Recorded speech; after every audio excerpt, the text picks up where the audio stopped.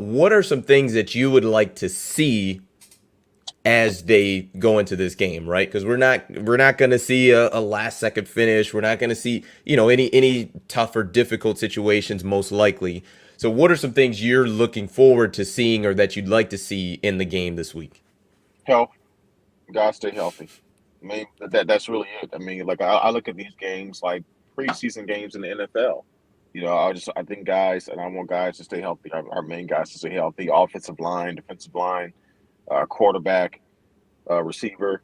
We lost Ronnie Bell the first game of the year last year. So, off of punt return. So, um, yeah, I want guys to stay healthy and just get ready for the following week.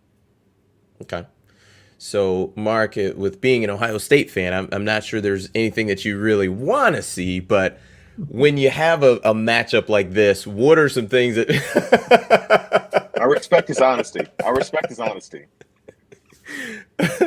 well, let's remove Michigan from the equation, but in a game where you have just a juggernaut playing a team that's probably not going to be there, what are some things that that you'd ideally like to see, from the team that we're pretty sure gonna win the game?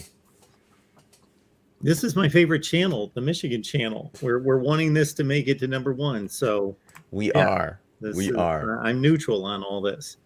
So what I would like to see is I want to see who's going to rush the quarterback. Who's going to rush the quarterback from the defensive end slash edge rusher positions?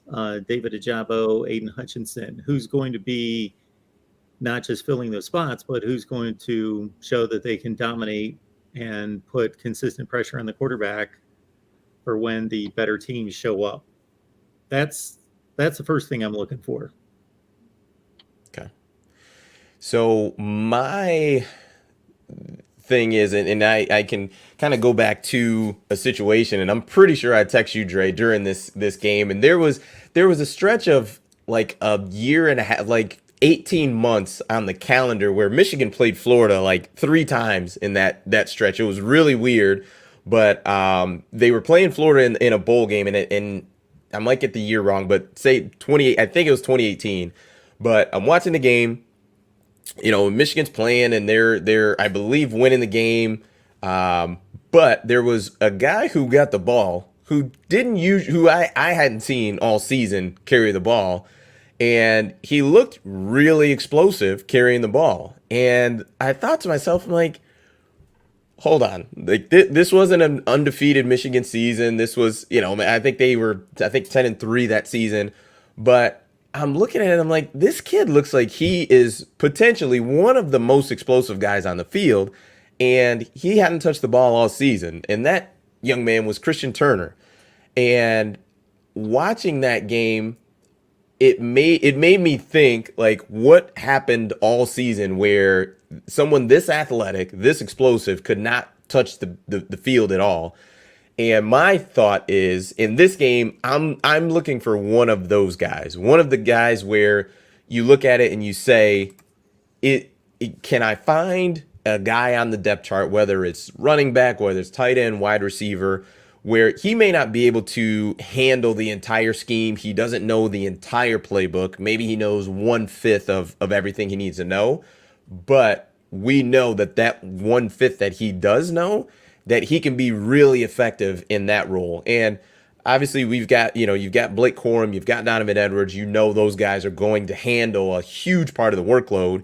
But in football, it is what it is. There's going to come a time at some point in the season where one of those two guys, or maybe both of those guys, are ineffective for a stretch, and you just need an offensive spark. Can you find that guy in either this game or the next 2 weeks where you say, let's just give Christian Turner a carry. Let's see what happens. Maybe it's only a jet sweep. That's the only thing he knows. Cool. Let's put him in, run him on a jet sweep or inside zone, whatever the case may be. But can you find a guy like that on offense, or like Mark said, rushing the passer defensively, where, same thing on the flip side. He may not know the entire scheme on defense and every assignment, everything I'm supposed to do, but he knows on third and long, go get the quarterback. Can you find that guy? Can you create depth when it comes to your team, even though it looks like we're probably going to have a blowout?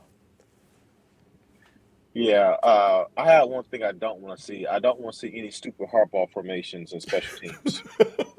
Like when it comes down to when it comes time to kick a PAT, can we not do the stupid everybody in one line? At the very last minute, we go into the formation like nothing cute. I'll Can give we not? listen, in Harbaugh's defense, he hasn't done that in quite a while. He hasn't done that in a Right, while. I know. I just please, like, let's not do that. Like it's getting cute. Oh, look at that. Like no, stop. Let's just be about our business. Let's do what we have to do. Let's not get guys hurt. And let's have fun. Let's have fun. That's what these games are about. That that clip gets played a lot of that formation that all in a single Good line and gracious, man. everybody just kind of goes. It's I can't that's stand funny. that, man. That's funny that's what kind of triggered you. I just don't want to see it. Like anytime I see that clip, I get irked so bad. Partly because I've seen it backfire versus Ohio State. I'm pretty sure. I think we scored. It was like we were down 14-7. We got to I think we scored a touchdown. It was 14-13, and we tried to kick a PAT. He came out in that stupid formation, and we missed a PAT. I'm almost certain that happened in the Ohio State game, and it irked me so bad. But it's just like, just stop it. The only kind of creative things I want to see is play calling. So that's all I want to see. But other than that, let's just stop with the cute stuff.